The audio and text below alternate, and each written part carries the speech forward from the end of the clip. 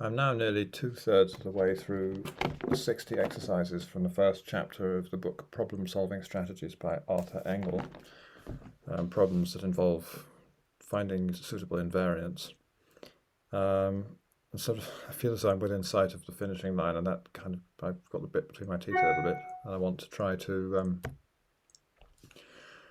get through as many as I can.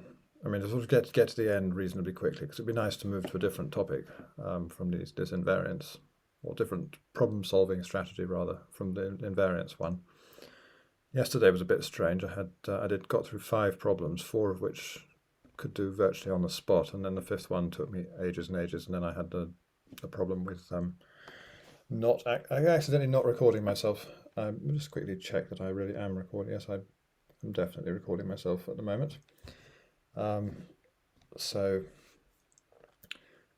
Let's get going then, and I'll see if I can. My ideal would be to get through several problems quickly, but not because I can just instantly see how to do them, but because I'm getting good at finding invariants. I'll just quickly say one more thing about yesterday's problem. In retrospect, I feel as though I really should have solved it more quickly. And analysing where I went wrong. When it came to thinking what could an invariant be like, first of all, it took me a long time to get to that point. I spent ages actually just trying to get if you've watched the video or read the description of the problem, trying to get the chips out of the region, but in fact, I should have focused more on proving that it was not possible.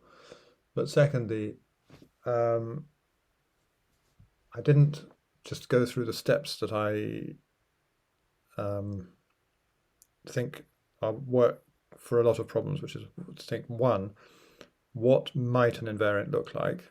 And one prime candidate for a lot of problems is you associate a number with each object in the problem, and you add up those numbers, or perhaps take some suitable linear combination of those numbers. And you devise that. If you've got some moves, and you want it to be an invariant, then you need that linear combination not to change when you apply a move. And had I just put those two principles together, the invariant would have dropped out. The invariant that actually works would have dropped out extremely quickly, and I might have done the whole problem in. Well, it would have taken a bit of time to check, but I might have essentially broken the back of the problem in about 2 minutes instead of an hour and a half or something. So small regrets about that. But perhaps it just adds to the learning experience. And now let's press on. But I'm just going to see if I can really absorb that lesson, which I've fallen foul of it already in other exercises. Somehow I'm not good at remembering to sort of, well, not remember, but remembering to use just general strategies that I've observed are good ones. So I'm on to number 40. Oh my goodness, so this one I see has got the words J.H. Conway, so we really are, perhaps we're moving to a sort of higher order of difficulty. In any way you please,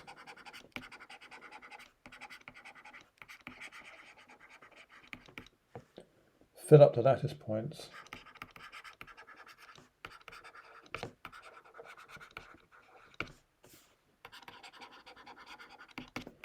below or on the x-axis by chips. So I presume this is z squared now, not non-negative integers. By solitaire jumps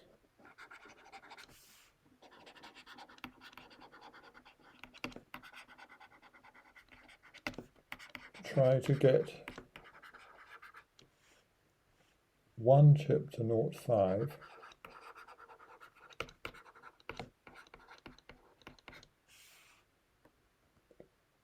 with all other chips cleared off. What does cleared off mean?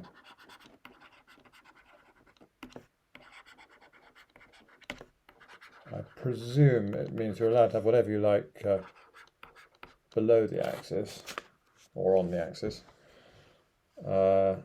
because it would take infinitely many moves to get rid of all those. So there it says J.H. Conway.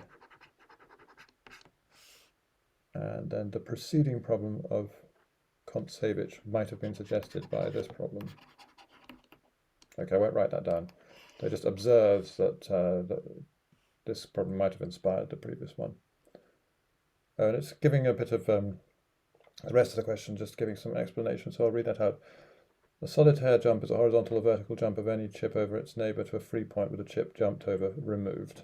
Okay, so I know that, so that means if you've got two neighbouring chips and that's an empty space, then you can move that to here and get rid of those two. Okay, so perhaps I'll write that can go to that. And the same thing vertically. And for instance, okay, so, all right, it just goes into even more detail, writing down what the coordinates of the points are. So I don't have to write all that down. Now then, I must try to stick to my principle of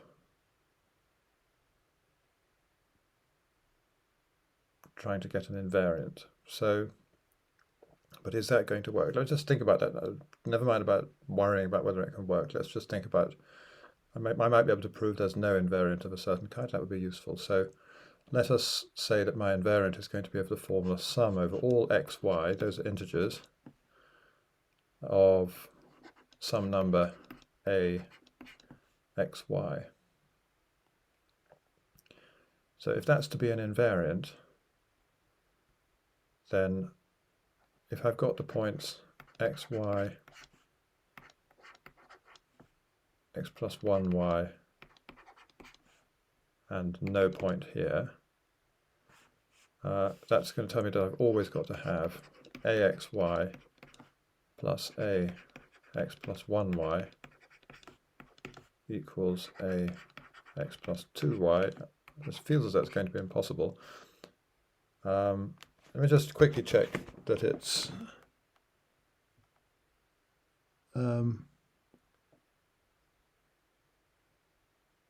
if xy is occupied, but x plus 1y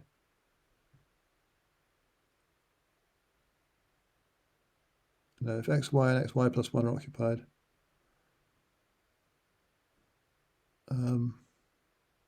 so there's nothing saying that you can't go backwards in the other direction. So let's just quickly write down another equation. So that will tell us that a x plus 2y plus a x plus 1y equals a xy. And if I just take it to the other side, that's axy minus ax plus 1y equals ax plus 2y. So let's just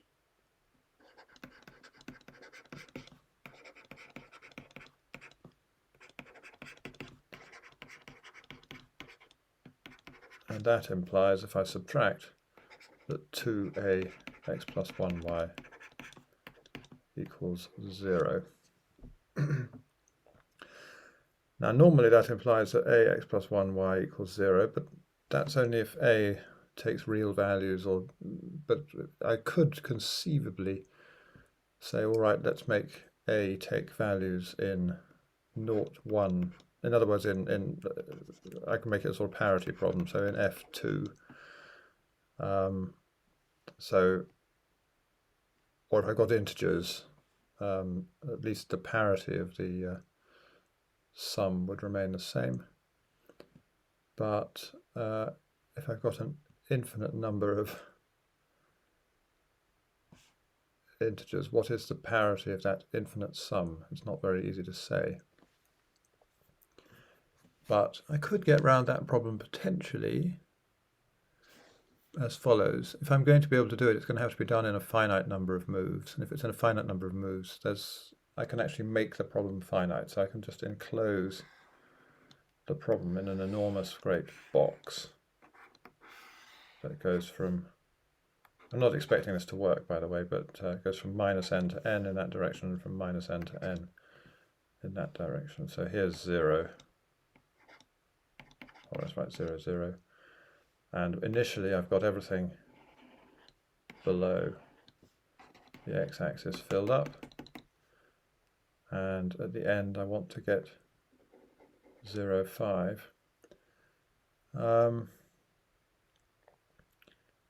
Slight difficulty with that is that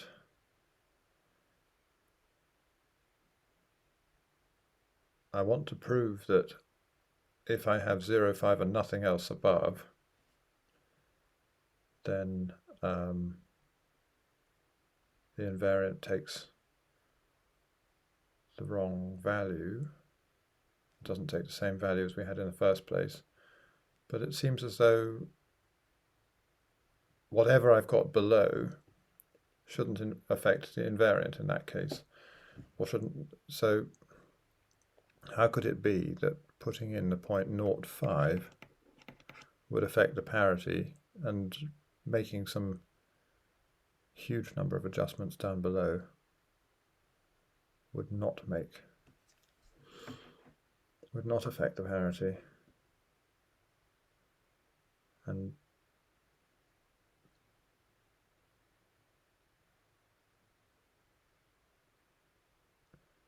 so, for example, suppose the starting parity was even. What would it, by the way, what would this operation be? It actually just seems to be the parity of the number of chips, and that I can change quite easily. If I've got any old space here and two things next to it and I do that, I'll change the parity of the number of chips. So I'll change the parity of the entire arrangement. So this does not seem to work.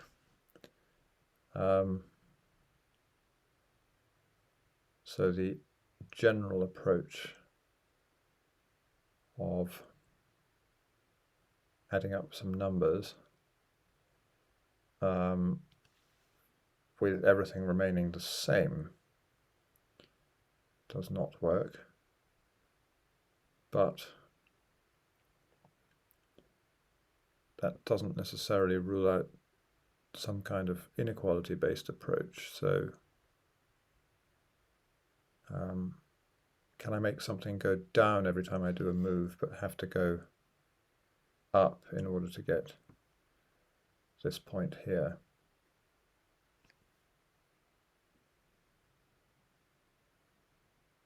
That seems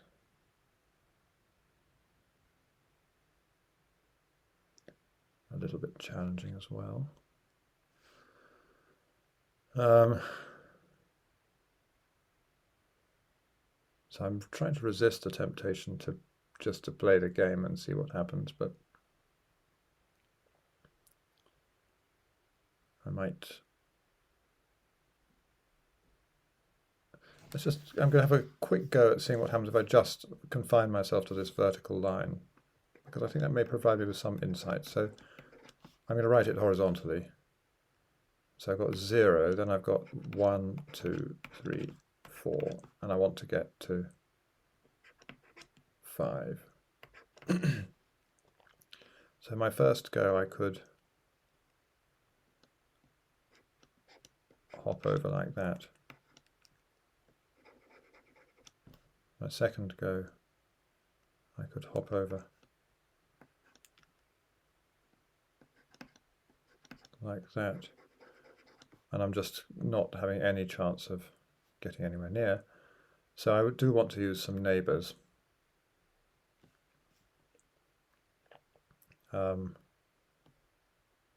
supposing I inserted one into here by,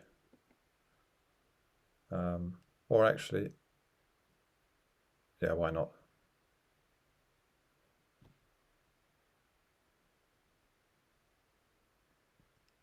Oh, this is interesting.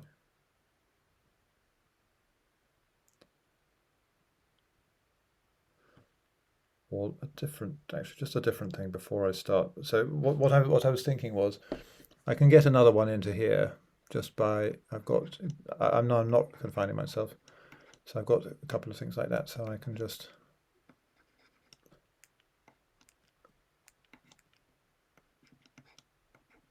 so everything surrounding this is dots unless I put crosses in.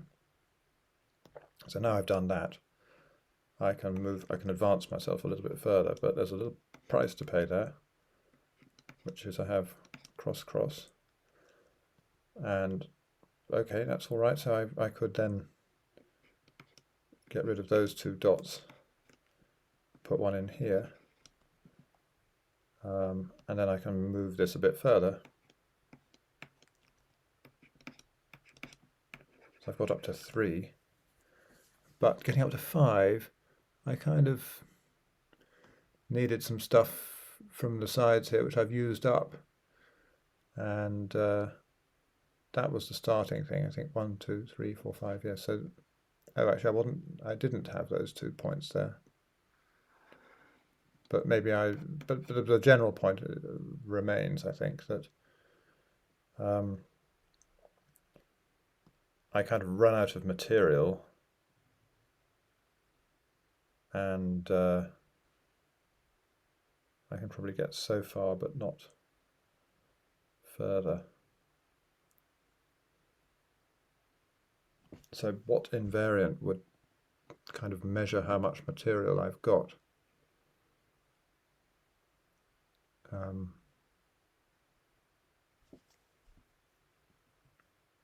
the second question is, can I get to 5 but not clear everything off?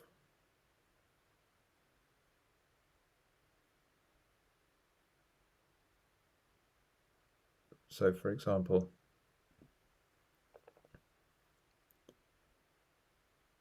going back to that single row thing, what actually can I do? So how far can I advance? It's probably a simple result there. So the only move I can do to start with is that one.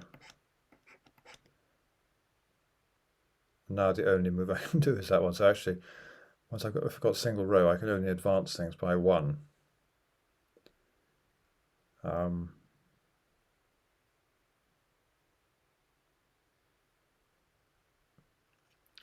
So now it's beginning to look as though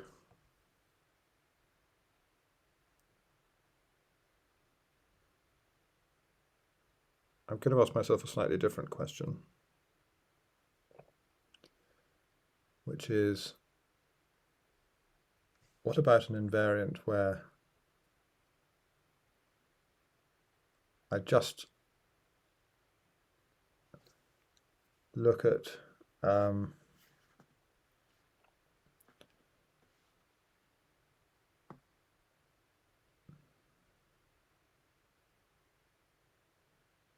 so if I take 2 things,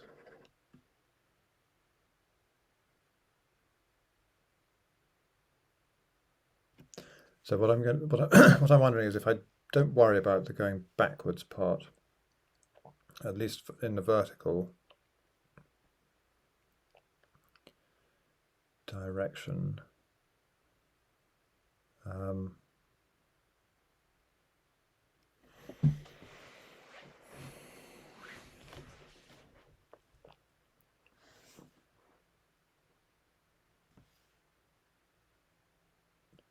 so what sequences do I have of just natural numbers such that let's have a new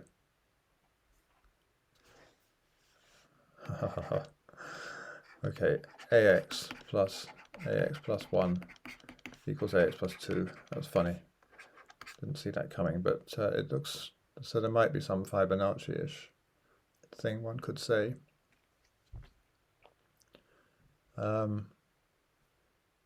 But what might it be?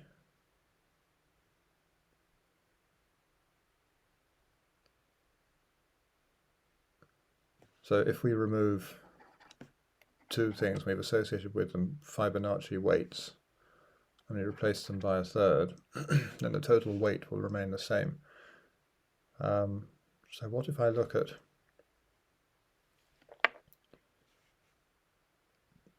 that's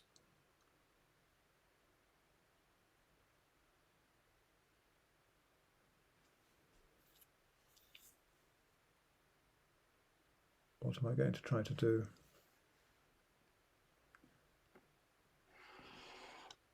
So the weight at the final, I think I want to measure something like, 1 for everything in this row, 1 for everything in this row, 2 for everything in this row, 3 for everything in this row, and 5 for everything in this row. I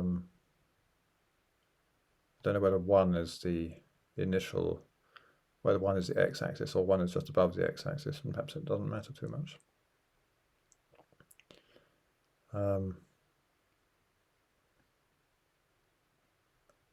And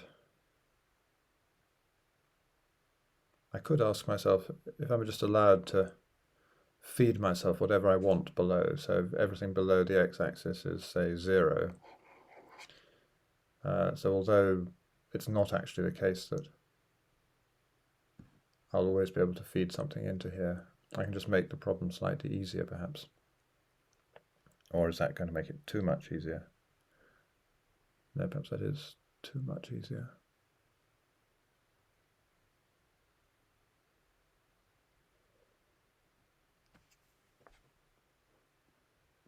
And I still have this worrying thing that I need more. I still need to measure not just what's going on the line here, or what's going on vertically, but what's going on horizontally.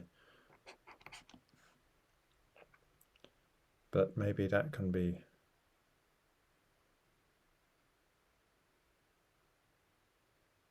maybe I can sort of argue that if I move things backwards that way, it just makes my life worse.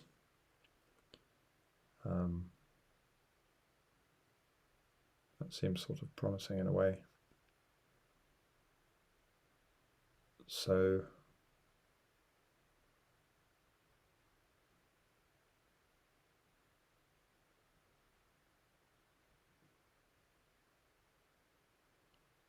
where would I?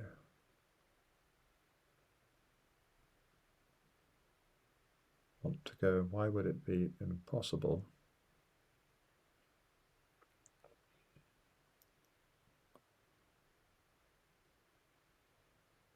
If I can continually replenish this line here, I'll just check that. I feel as though then I can get whatever I want. So I first of all do a step here, and then I replenish, so I won't cross these out. I just replenish this line, and I do a step here, and then I can do a step here, and I can do a step here, but I'm continually replenishing this line, so I could just move it forward. Actually, as soon as I had moved 1 forward and replenished the line, then by induction I could get all the way up. Although, and then I had to clear things away again, I suppose. So, but that was probably actually maybe that is going to be an important part of the problem, given that it was actually explicitly asked in the question. I should maybe think about that actually. I should think about the question, can I get to 5 without clearing all this stuff away? So, usual convention for me now, everything that's not got a cross in it is a dot below, and maybe everything that's not got anything in it above is a cross. So it's empty above and full below. So now I can take a full, make that full empty, but put something there. And now I can make those 2 empty and fill that up. Now I can make those 2 empty and fill that up. And now I can make those 4 empty and fill up those 2. After which I can make this one full, and those two empty. And then I can jump over those. Oh, well, actually, then I can also get up to here.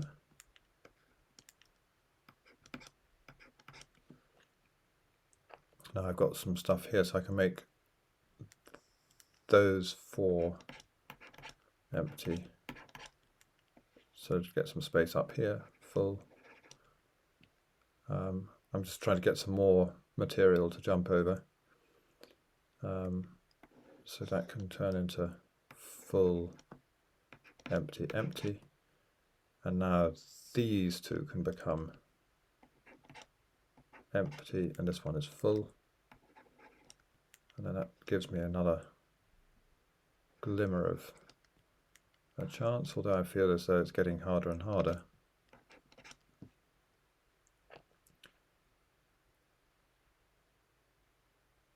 And I feel as though it's getting harder and harder because it is getting harder and harder.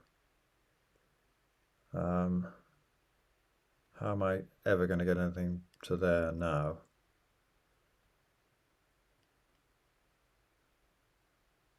It looks sort of tough. I can get something here. I can get something here. That would get me something here. But the cost of that would be that I've got lots of crosses now. And I can get something to here.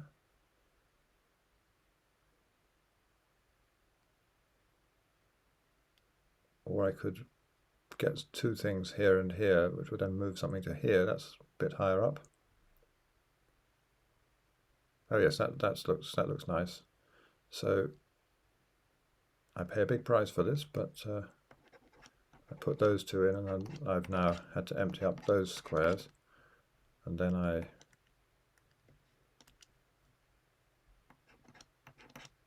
produce a piece here. Now I want to get a piece there, but I can do that by same sort of idea. I put four crosses in here, two there, and now I've got a piece here. And now I can jump right up to square number 4. Get rid of that one,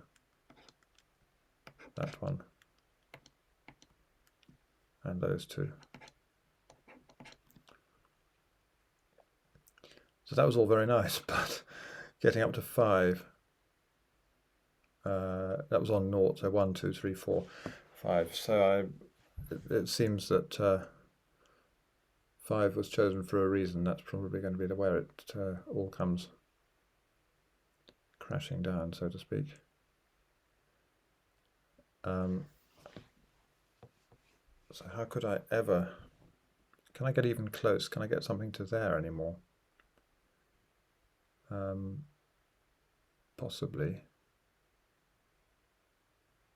But only at the cost of removing quite a lot of stuff around here, which would make it hard to get this one. And as for filling up, I've got to get something to here. So I'd have to fill this one up twice, sort of once. I'd have to get something here, and then this would have to jump over, and I would have an awful lot of work to do to get up to 5.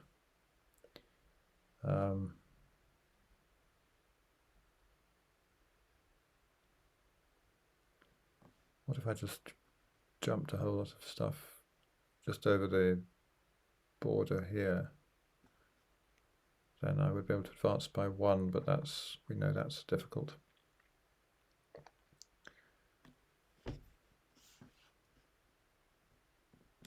So let me go back to the question of what the invariant could look like. It's somehow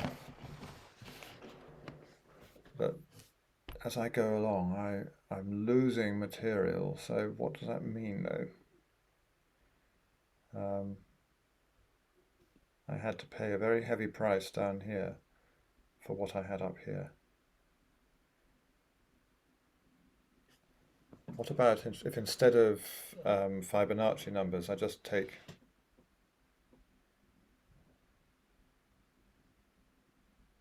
that doesn't work. I was going to say something to do with the golden ratio.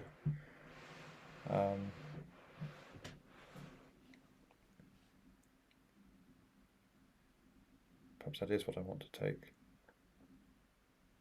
But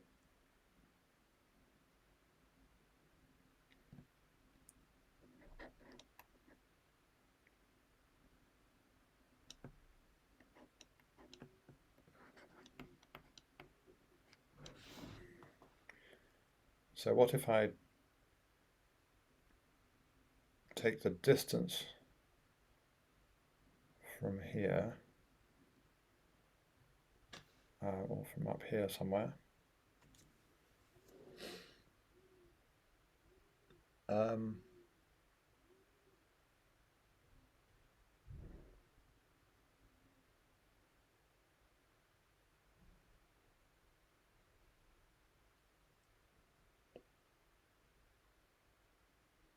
so the invariant I want to take, if phi is the golden ratio,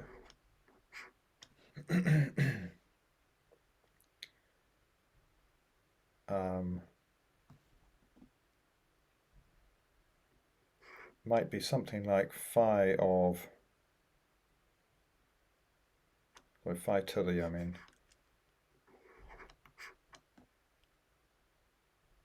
x plus y, but it's not quite what I want to say. I want it to be more like the distance from this.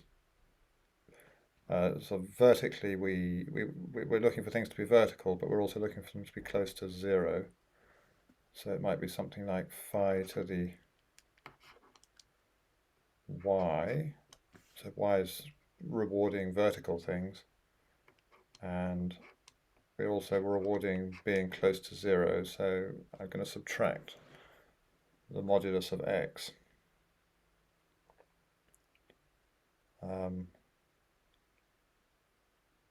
That's just a wild, not completely wild guess, but a wild-ish guess.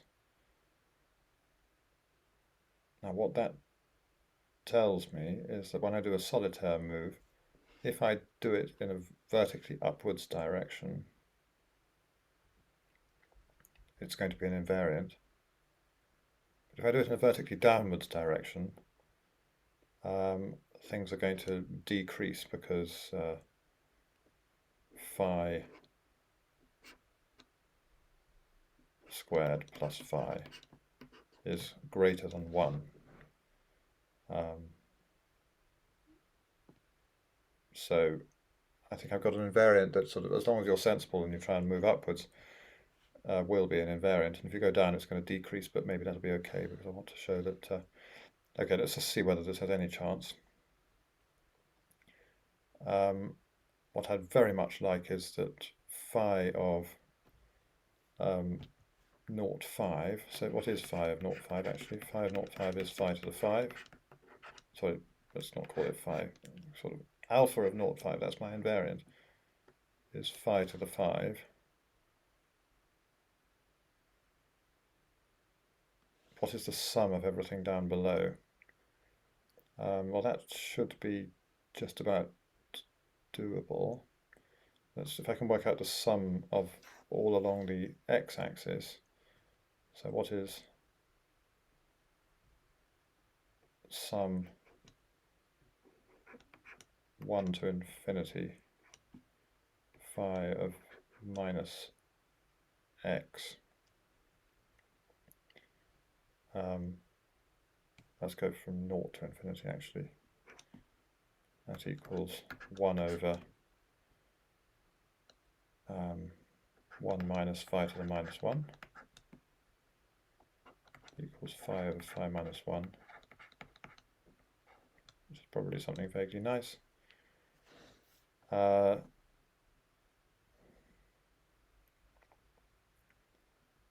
then the sum from 1 to infinity will be another phi to the minus 1 over 1 minus phi to the minus 1, because it'll be phi times the sum from 0 to infinity. So phi to the minus 1 times the sum from 0 to infinity. So I actually get 1 plus phi to the minus 1 over 1 minus phi to the minus 1. That was the sum along this row here.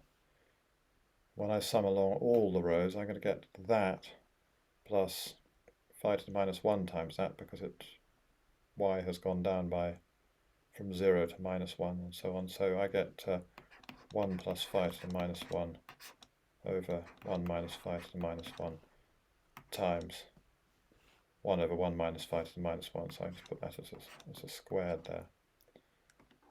And now I'm just begging this thing here to be smaller than phi to the 5.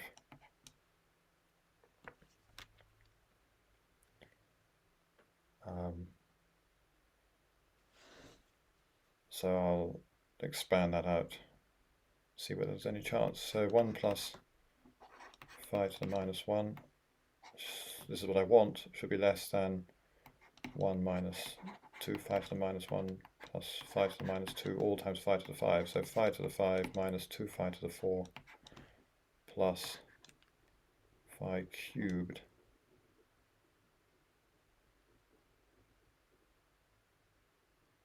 that's slightly weird.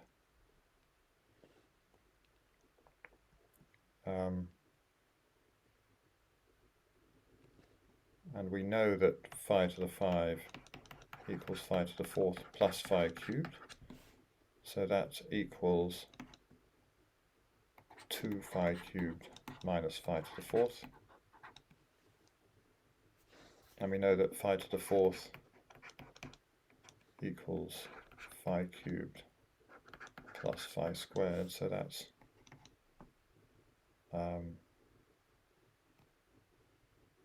so if I subtract, I get phi cubed minus phi squared. Just check that. 2 phi cubed minus phi cubed minus another phi squared. And phi cubed equals phi squared plus phi. So that equals phi. That all simplified very nicely. And is it the case that 1 plus phi to the minus 1 is less than phi? Ho, ho, ho. It actually equals, I think. So we want phi plus 1 less than phi squared. But actually phi plus 1 equals phi squared, but I don't care, because the question now would be, is there any way of getting the 0 to 5 up here and having this entirely occupied down below? And I think all I need is for at least just one point down here not to be there, and I'll be done.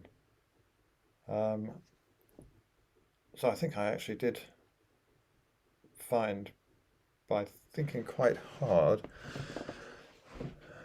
I sort of uncovered that this was actually to do with the golden ratio. How did that come? It happened just because I was thinking, what would invariant be like? And then I ended up writing down an expression like this. What was the motivation for this a little bit less obvious thing? It's because I needed material to come in to the middle in order to help me get up to there, and I needed it to be vertical, so I just needed to reward the right thing, and the most natural way I could find to reward it in such a way that, oh, sorry, one thing I haven't checked yet. So all moves that go sort of in the right direction, i.e. towards the middle or up, leave it invariant. I think I did check that if I do something perverse and go in the opposite direction, sort of out from the middle, then the invariant goes down. So if the invariant goes down, then there's even less chance of reaching something as big as phi to the 5. I think I've gone for a reasonable length of time, and that was a very satisfying problem-solving experience. I would say that I think it's not appropriate to try and do another problem, and that really is also a case where I learnt from my experiences yesterday that it did help me to do a bit of playing around, just to sort of get the feeling of stuff running out. I don't know, that's a very hard thing to put my finger on there, but it sort of helped just to get a feel for what the invariant should look like, just material running out. I said that right at the beginning as well, though. But by and large, rationing the amount that I played around and spending more time thinking what could an invariant possibly look like seems like a good strategy. Not surprisingly, when you're trying to solve problems that ask you to use invariants. Okay, enough navel gazing, and thank you very much for your attention.